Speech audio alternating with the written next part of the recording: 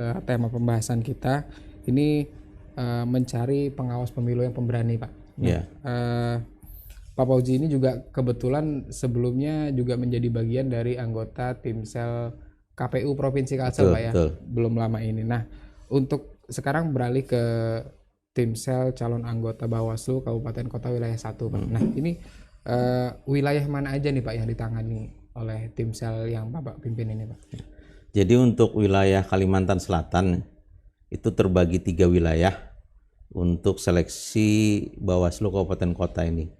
Wilayah 1, wilayah 2, dan wilayah 3. Kebetulan kami dipercaya untuk wilayah 1, Ketua Timsel wilayah 1, ini meliputi Kota Banjarbaru, Kabupaten Banjar, Kabupaten Tanah Laut, Kabupaten Tanah Bumbu, dan Kabupaten Kota Baru. Jadi ada 5 kabupaten. Nah, dari 5 kabupaten ini, Kabupaten Banjar itu nanti dipilih 5 orang untuk Kabupaten Banjar dan Kabupaten Kota Baru itu akan dipilih 5 komisioner Bawaslu. Sementara yang lainnya 3 orang. Itu dari apa Pak untuk perhitungan jumlah komisioner itu Pak? Apakah dari jumlah penduduk atau gimana? Ya, jumlah pemilih ya. Jadi ada ketentuan-ketentuan di Bawaslu RI di mana kabupaten atau kota yang 5 komisionernya dan di mana pula yang 3 komisionernya. Kota Banjarmasin itu termasuk yang 5 juga. Nah, artinya untuk di wilayah 1 ada 2 kabupaten kota, itu Banjarbaru dan bukan, Kabupaten Banjar dan Kabupaten Banjar dan Kota Banjar Baru. dan Kabupaten Kota Baru. Yang 5 Pak. Iya. Jumlah ini apakah sama dengan periode jabatan sebelumnya untuk anggota Bawaslu Kabupaten Kota atau ada perubahan, Pak? Setahu saya untuk Kabupaten Banjar tetap ya. Saya tidak lupa kalau Kabupaten Kota Baru. Tapi untuk Kabupaten Banjar saya tahun yang lalu pun sudah juga 5 orang. 5 orang ya kalau tidak salah. Nah, mulai kapan sih Pak tahapan seleksi ini dimulai dan apa rangkaiannya nih Pak? Jadi begini, untuk tahapan pemilihan calon anggota Bawaslu Kabupaten Kota ini dimulai dari penunjukan Timsel, ya, ini sudah dilakukan. Kemudian sosialisasi ya, kita lakukan mulai tanggal 22 Mei kemarin sampai dengan tanggal 29 Mei. Jadi berakhir hari Sabtu yang lalu kemarin. Nah, mulai hari ini ya, jadi mulai hari ini tanggal 29 ya, sampai dengan nanti tanggal 7 Juni ini adalah tahap pendaftaran. Jadi kita sudah mensosialisasikan 22 sampai 27 Mei. Nah, sekarang adalah 29 sampai dengan 7 Juni. Ini adalah tahap pendaftaran. Berarti untuk pendaftaran sendiri dibuka selama 7 hari kerja ya Pak? Ya, kurang lebih seperti itu. Nah, untuk sosialisasi kemarin Pak, beberapa waktu sebelum pendaftaran dibuka, dilakukan melalui apa aja nih Pak? Jadi sosialisasi itu pertama kita mengundang rekan-rekan media, baik media cetak, ya, media online dan juga televisi. Kemarin di HBI ya, kita mensosialisasikan kepada rekan-rekan wartawan itu kan. Nah, kemudian setelah itu tujuannya adalah untuk minta disebarluaskan lah bahwa kita sekarang untuk akan membuka pendaftaran calon anggota Bawaslu Kabupaten Kota di Kalimantan Selatan.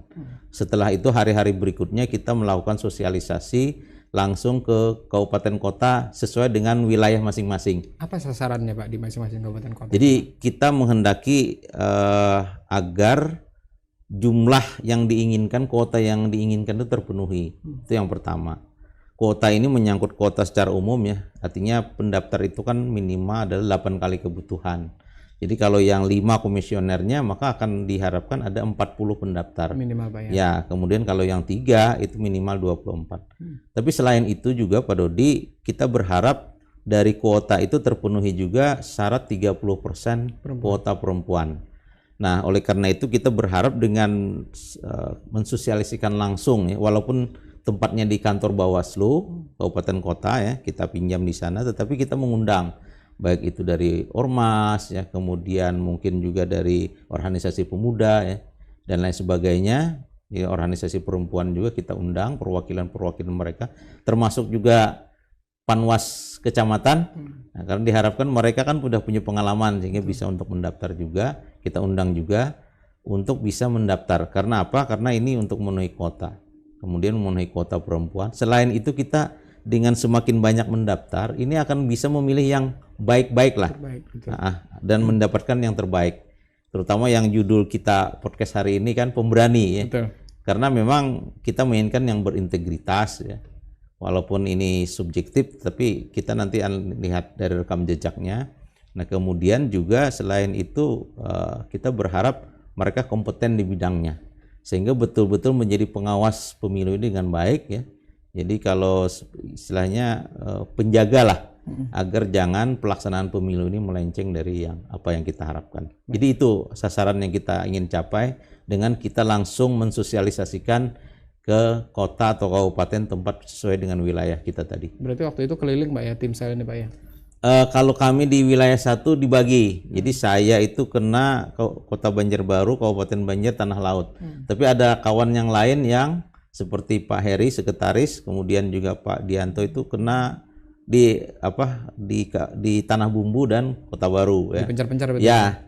Kemudian yang lain juga demikian. Baik. Nah, per hari ini Pak berselang berapa jam setelah pendaftaran dibuka? Mungkin ada data sementara nih Pak, apakah gimana antusiasme pendaftaran nih Pak? Cukup bagus ya. Memang belum begitu banyak ya. Tapi kalau melihat dari ada yang menghubungi sekretariat, yang menanyakan dan lain sebagainya ya, saya kira antusiasme untuk pendaftar ini cukup banyak ya. Kita berharap dan waktu sosialisasi seperti kemarin juga kita sampaikan, jangan di ujung-ujung mereka mendaftar, jangan last minute gitu. Oleh karena itu kita berharap dalam 2-3 hari ini sudah terpantau, mudah-mudahan cukup banyak nantinya yang mendaftar sesuai harapan kita lah. Nah, berbicara terkait mekanisme tim sel sendiri nih Pak, ini kan dibagi untuk Kalimantan Selatan dibagi 3 wilayah Pak ya. Kenapa sih dibagi demikian Pak oleh Bawaslu Pak, dan untuk seleksi kali ini Provinsi Kalsel apakah sendiri melaksanakan atau juga berbarengan dengan yang lain Pak? Jadi pelaksanaan ini berbarengan dengan provinsi yang lain ya. Jadi ini serentak dilakukan. Mengenai Kalsel ini dibagi, ini memang disesuaikan dengan kondisi masing-masing karakter ya. Jadi ada hulu sungai gitu kan, hulu sungai, tapi walaupun demikian hulu sungai ini kalau seluruhnya juga tidak memungkinkan, sehingga mulai dari HST, HSU, kemudian Tanah Bumbu dan Balangan dan Tabalong itu tersendiri.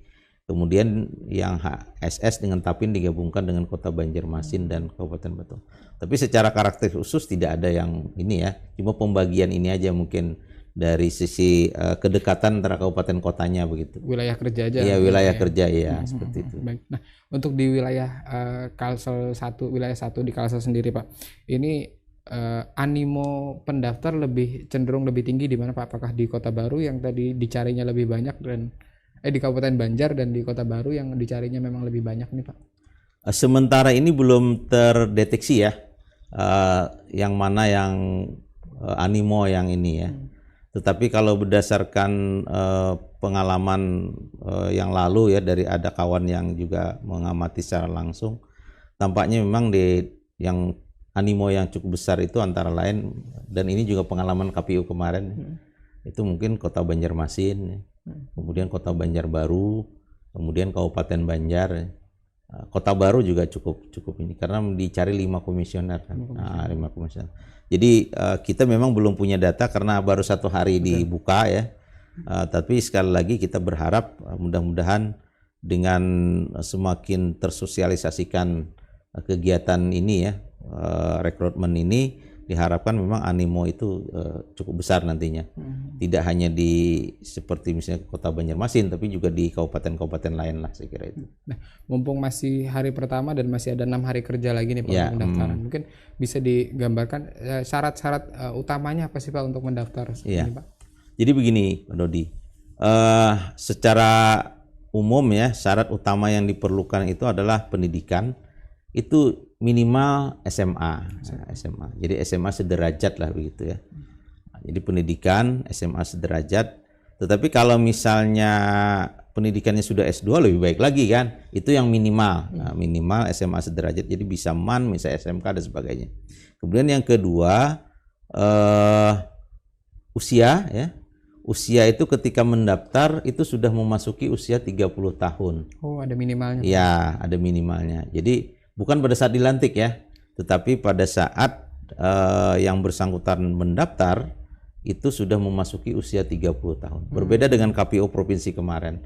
Kemarin kalau KPU kan 35, kalau ini 30. Oh, 30. Ya, 30 tahun. Karena Jadi, kabupaten kota, Pak ya? ya, karena kabupaten kota itu hanya 30. Jadi kalau misalnya ada yang lulusan S1 mungkin setelah 5 tahun pengalaman di mana begitu sudah mungkin bisa sudah mendaftar gitu kan. Kemudian harus berdomisili sesuai KTP pada kabupaten kota yang Tempat mendaftar. Nah, jadi kalau dia misalnya Kota Banjarbaru, dia KTP-nya memang harus Kota Banjarbaru. Harus warga setempat. Oh ya, betul. Kemudian kalau dia melamar sebagai komisioner di KPU Kabupaten Banjar, dia adalah penduduk Kabupaten Banjar dan seterusnya. Saya kira itu.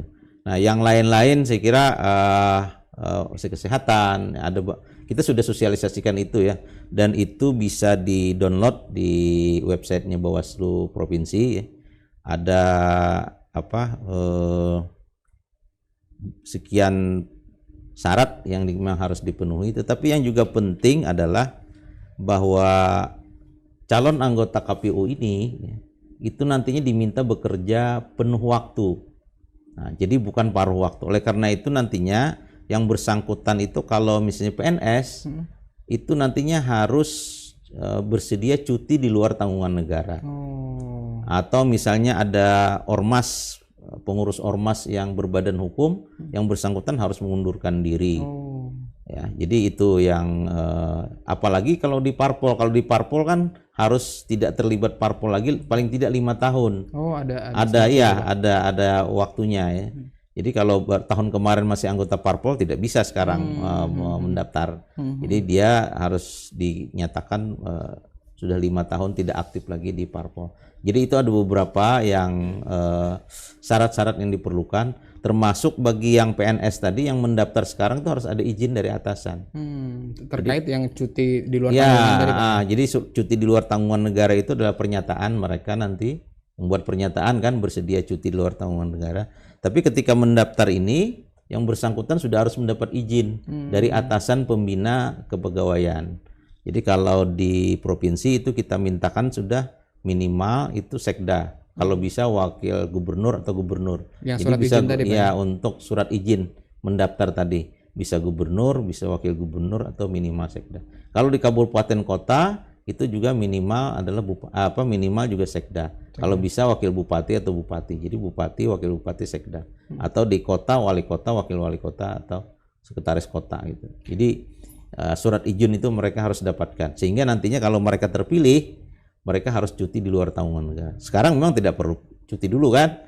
Tapi kalau nanti terpilih, mereka sudah membuat pernyataan bahwa nanti kalau terpilih dan dilantik, mereka harus cuti di luar tanggungan negara. Baik, Pak, kalau dilihat dari esensinya apa sih esensi seseorang yang mau jadi anggota Bawaslu ini harus seperti Bapak bilang tadi harus full time bukan yang sampingan. Ini apa kira-kira Pak artinya, Pak? Ya, jadi mereka harus bekerja penuh waktu ya, bukan paruh waktu.